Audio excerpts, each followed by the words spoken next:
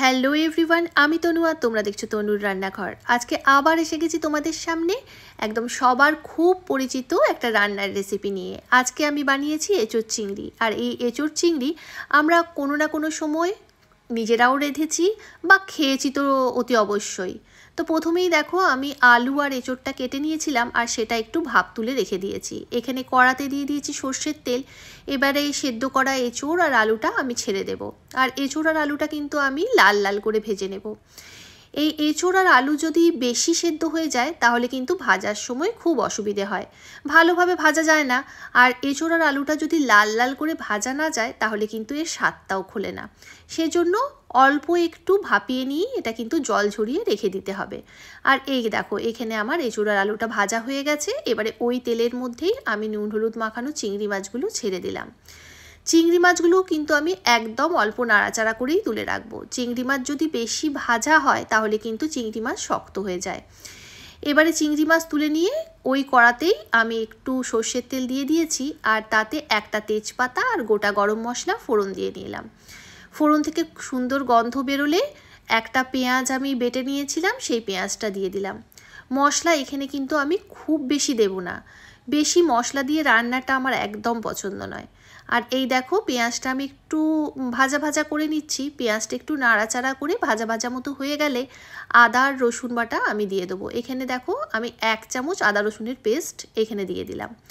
আদা আর রসুনটাও পেঁয়াজের সাথে আমি একটু নাড়াচাড়া করে ভেজে নেব। আর এবারে দিয়ে দেবো একটা টমেটোর পেস্ট। একটা নয়, এখানে কিন্তু আমি 2টো টমেটো পেস্ট করে রেখেছিলাম, সেটাই আমি দিয়ে দেবো। আর টমেটোটা এর সাথে একটু কষিয়ে নিতে হবে যতক্ষণ না টমেটো থেকে এর কাঁচা গন্ধটা চলে যায়। তো দেখো টমেটোটা দিয়ে দিয়েছি। এবারে আমি নাড়াচাড়া করে এটা আস্তে আস্তে কষিয়ে নেব।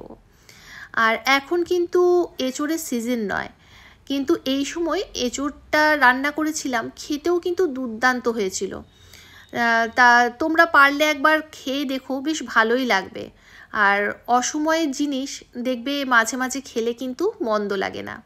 আর এইবারে যে রেগুলার কিছু গুঁড়ো মশলা এখানে আমি দিয়ে দিলাম, ধনের গুঁড়ো, জিরের গুঁড়ো, হলুদের গুঁড়ো আর 1 চামচ লঙ্কার গুঁড়ো দিয়ে মশলাটা দিয়ে অল্প একটু কষিয়ে নিয়ে আমি এবারে এঁচোড় আর আলুটা দিয়ে দিলাম। এঁচোড় আর আলুটা দেওয়ার আগে আমি অল্প একটু জল মশলাটার সঙ্গে কষিয়ে নিয়েছিলাম, না হলে কিন্তু মশলাটা পুড়ে যাওয়ার সম্ভাবনা থাকবে। তাই অল্প একটু জল দিয়ে মশলাটা আমি কষাচ্ছিলাম, তারপর এঁচোড় আর আলুটা দিয়ে দিয়েছি। এবারে দিয়ে দিলাম পরিমাণ মতো নুন। আর এই দেখো এঁচোড় আর আলু আমার ভালোভাবে কষানো হয়ে গেছে। আর ভাজা চিংড়ি মাছগুলোও আমি দিয়ে দিয়েছি এর মধ্যে। দাঁড়াও, এই দেখো তোমাদেরকে একবারটায় দেখিয়ে দিই।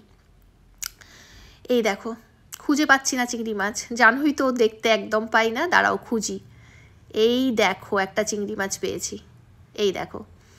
তো দেখছো চিংড়ি মাছগুলোও আমি দিয়ে দিয়েছি। এবারে অল্প পরিমাণ আমি এখানে গরম জল ইউজ করব।